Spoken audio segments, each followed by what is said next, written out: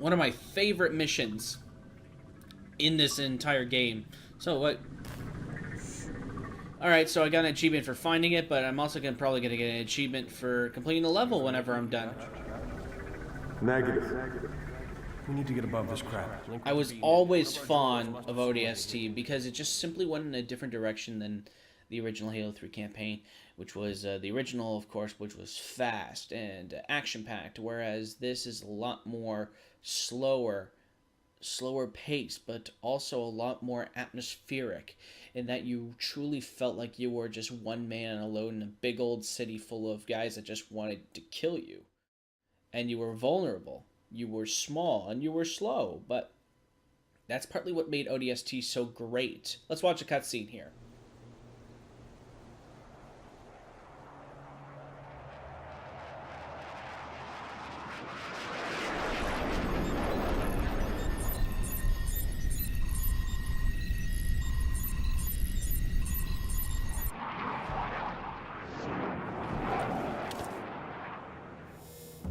Good hunting, boys. I'm keeping my boots on the ground. Additionally, Dutch was also one of my favorite of the ODST, simply from his personality. And, well, I think he's the most religious of the characters. I mean, quite literally, he basically goes around thanking God for pretty much everything he does here. Just go back just in case I wasn't missing anything here.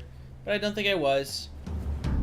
So what I said about atmosphere is, of course, this entire game truly makes you feel like you were in the middle of a Covenant invasion, which is kind of appropriate because when ODST came out, it was, I believe, had access. Was it? Yeah, to Halo Reach, and of course you accessed it through the game itself. So a game about a potential glassing, which had a game about a glassing. Oh. If I can also get a... Actually, I want both of these things here, because I'm going to go for the achievement. So, I'm not going to have the firepower that I had before, but it won't be so bad. Hold on a second. Just had to adjust that there. Thanks for the assist, trooper. Get this warthog moving. Our CO needs us to clear this sector. Alright, looks like we're going to be doing some vehicular combat. I got something to do. Incoming! Give me a rein. Alright, let's roll, boys. Big game hunting now. Hit it head on and it'll tear us to pieces. It's also nice to see that it was sort of a fluid tutorial. In the first couple levels when you're playing, they're explaining the game mechanics to you, but done so in a way that doesn't seem extremely obvious. I mean, yeah, if you were playing, you would realize that it was basically a tutorial to teach you how to drive the vehicles or how to... Got less armor in back. See, basically, there we go. Uh-oh.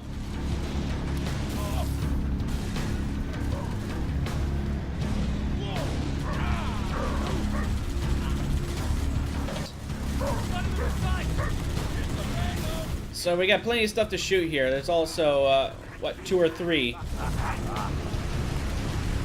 Oh, no, not there. That's a bad place to do it. 2 or 3 wraiths there. It was 2 wraiths.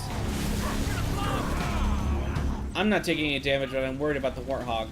So, I'm very glad I got this. I was a early buyer for the Master Chief Collection. I actually bought it to play upon release day. And you know what? I still don't regret my money. Yeah, I didn't really have access to the multiplayer. Whoa! Oh, you dumb... I didn't have access to the multiplayer, but that didn't really... No, I did have access to the multiplayer, but of course it was not in the best shape. Not the same as it is now. And I don't really have a problem with that, since... I'll play it strictly for the campaign, and... Well, morons. Sector's clear and we found some backup. Ah, great. Looks like I'm walking. Oh. I got drones overhead and Odie brass yelling in my ear. ODST reporting for duty, sir. Nice of you to drop in, trooper. Head through the park to my 2nd platoon's location. They're taking heavy casualties. Need immediate assistance. I'm driving. You get your ass out. I'm Oscar Mike. So basically, what I was saying before is, yeah, it's kind of upsetting that this game doesn't have a doesn't have the multiplayer portion here, but Dead. I don't know. I was really in it for the campaign. We need all the men we can get. And as I stated at the beginning of the video, I really enjoyed ODST's campaign. It's one of my favorites. Would I have liked Firefight? Absolutely, I would have liked Firefight, but I was getting this for free. And even if you don't get it for free, you only have to pay $5 to get it. That's an absolute bargain, considering that it's basically a whole campaign for $5.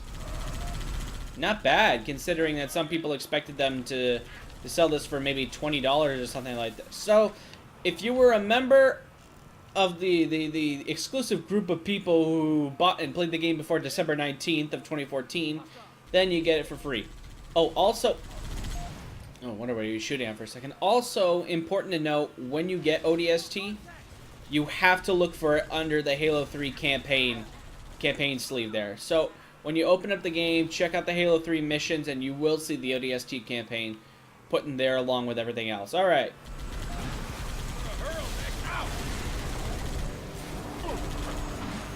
So, I just realized something. I have two ODSTs that are both voiced by Adam Baldwin. Wouldn't that be something if Alec Baldwin was in this game? They're using the turret. So naturally, everyone basically said, "Oh, it's just basically it's Firefly the game," and they're not that far off. And given the fact that we are only 2 weeks, I think, at this point from E3, we're going to be seeing some campaign footage of Halo 5, and boy, oh boy, am I looking forward to this. Before it raises the alarm. That's alright. I like to live dangerously. Campaign footage, I can only imagine what we're going to be seeing. This week's episode of Hunt the Truth was also top-notch as well. And I probably might make a video on that in a day or so. It'd be interesting to discuss the possibilities of what was basically discussed in this episode here, episode 10. Trooper, you're almost at second platoon's location.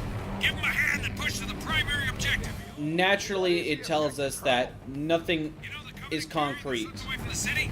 We need to secure its old LZ. Snatch a tier 1 asset. Nothing is concrete, nothing is as it seems. I've always basically said that Oni can't be totally behind everything around here. Oni likes to be everywhere at once, but they can't do everything at once. There has to be multiple Where's the colonel? multiple parties and anything like that. In the post-war scenario that we have, has Oni, of course, but also has rebels acting as well, and well, what happened isn't exactly what I was expecting. And it could potentially mean that we could have human enemies in Halo again. Potentially. I mean, not for sure, and of course I'll talk about that later on when I get a chance to do so. Nice. Oh, that's a tank.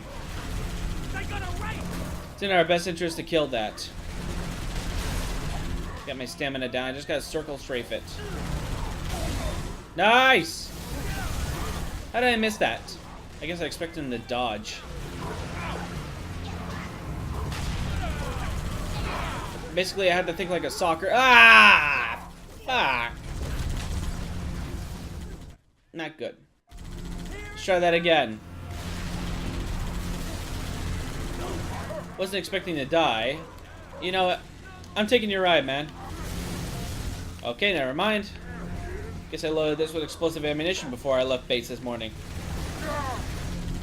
There we go. I'm taking this. This is mine now. Man down! Man down! Men down. Use the plural. Use your words, Dutch. You're intelligent. You went to college.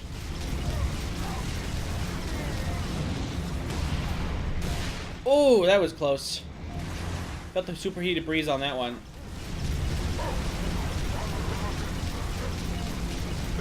There we go. Baby steps, baby steps. But as far as I know, there was a second tank around here somewhere. It's also in my interest to kill that.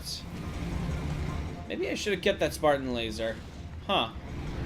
Oh! Asking ye shall receive. You, come here. This is yours. Good luck. Charge and ready.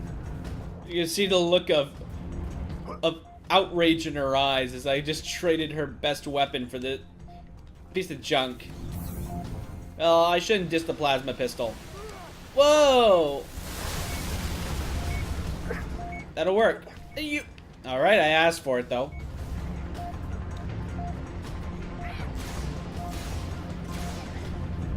"60 frames a second always feels weird. I mean, when I played ODST, when I was trying to get footage for one of my recoil analysis videos, not recoil, the accuracy analysis videos, it just felt so strange going back to a fixed 30 frame per second gameplay. It just felt wrong. And going back to it now, there's still parts of it here that I'm still trying to work out. Like, you see, I'm constantly overthrowing, and just not used to it all. I'm not used to the big changes. Oh. Trooper, drive towards the space elevator. It'll lead you to the bridge. Okay, I gotta jump out. Am I gonna survive this? It's tough to Get yourself foxtrotted. Oh, come on, swear. Come on. Be a big boy. Okay, I think that's where I gotta go next. It's like making that big jump between 30 and 60 that seems a little bit shocking at first. Can I drive this? I'd like to drive this. That's an awfully photorealistic zebra. Ooh, nice reflections. Did they touch that up? I'm not sure if the reflections were like that in the original game. Incoming! What the hell just happened? There's beauty and destruction, and that's what that looks like. Weaken the support rings. All units. Target assets are on the move. Everyone clear the area before more debris comes down. Colonel? Sir! That's actually scary because that's kind of what they say could happen. We gotta find a way out of this park. They say that's what it could happen if a space elevator were to be separated, and it all depends on where it's actually separated, either at the anchor or the tether. A tether, of course, being an artificial satellite. Or a natural satellite that's artificially placed, such as an asteroid, which is could be interesting, seeing how what we're doing with orbital operations in 21st century space exploration. But basically, what it said was, for orbital tethers, if one would break, if it was near the bottom, the upper part of the tether would basically appear as if it were being dragged away in the sky, because technically speaking, it's not actually going anywhere. The Earth is actually rotating beneath it, so the tether itself is technically staying in place while the Earth is turning. And of course, air resistance is making all that that wonderful stuff happen. It's basically dragged away by the rotation up into the sky.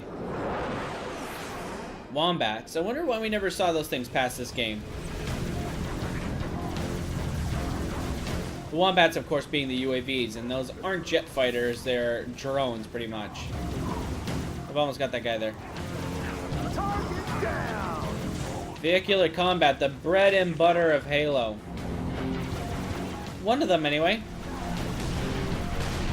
One of the things that made it so great. I mean, it would be so difficult for him to come up here and get me. I'm nearly dead. Hopefully he can see that. Or maybe he can't. Maybe I'm just good that way. Gotcha. Got him. Oh, sorry, didn't see you there. And the chatty main characters, it kind of goes well in some games, it kind of doesn't in others. Here, it works. Oh, we gotta see this guy here. No! You're not listening. It's a zoo, okay? Well, technically, it's a corporate-funded wildlife reserve. Semantics! This whole place is one big cage! Listen, Marine, you're wounded. You gotta try and relax. Except we're the zebras, get it? All fenced in and ready for the slaughter. And the Covenant? They're the lions! Rah! Careful. I think you're straying to metaphor. Oh God! Oh God! Is that serious? That doesn't look right. Keep it up. Oh god. Nobody crossed my street. Ah, thank God you're here. Hey, that foot looks. It's not healthy. You should see a doctor. Alright, so. Got nothing else to add here. Nothing else to do. These guys are fine. I wonder what happened to the Colonel. He obviously survived the initial Armageddon scenario that happened. I'm not entirely... Whoa, not that way. I just came for that direction. Yes, this way. Not immediately obvious, but once you get into the hang of it, you would basically remember almost perfectly. Another cool thing is, I think this is one of the last times where the vehicle that you drive is context sensitive, so depending on whether you're driving the Warthog or whether you're driving the Ghost, that specific vehicle will appear in the ending cutscene. I believe that's true anyway. I'm taking my time. I don't need to. I can basically rush through here, which I believe is necessary for one achievement in the original 360 version. Let's go. Let's just go. Power through it. We're almost at the end. Drive right through it. I'm gonna make it. Yes.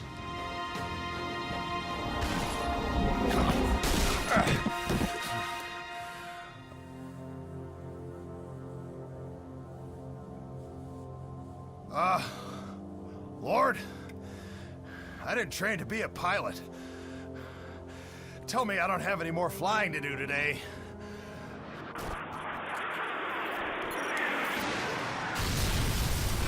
It's a sign from God!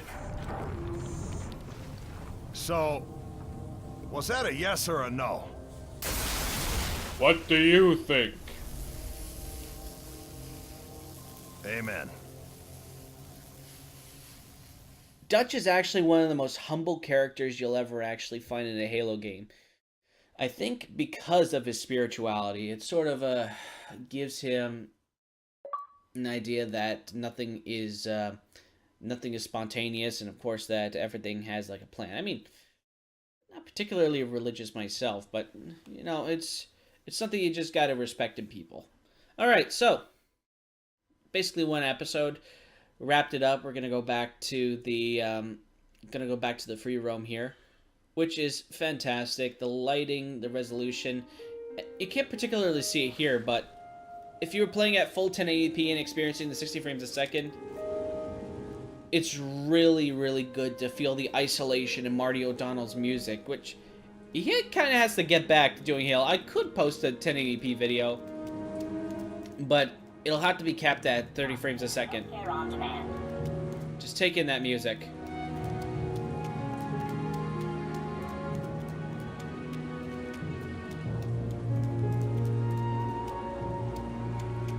It's all perfect. All perfect. Anyways, thanks very much for watching. If you have played the Master Chief Collection prior to December 19th, 2014, check your messages on your Xbox. You should be getting a message from Microsoft. It has a code attached to it. From there, you can download the game, play it, and enjoy, in my opinion, one of the better Halo campaigns. Try it out. It'll be fun. See you in the next video, everyone. It's Actual, and I'm signing off. Oh. Let's see if we can do something here. Let's see if we can do it. Come on. I missed. Oh well. See you in the next one. Bye-bye.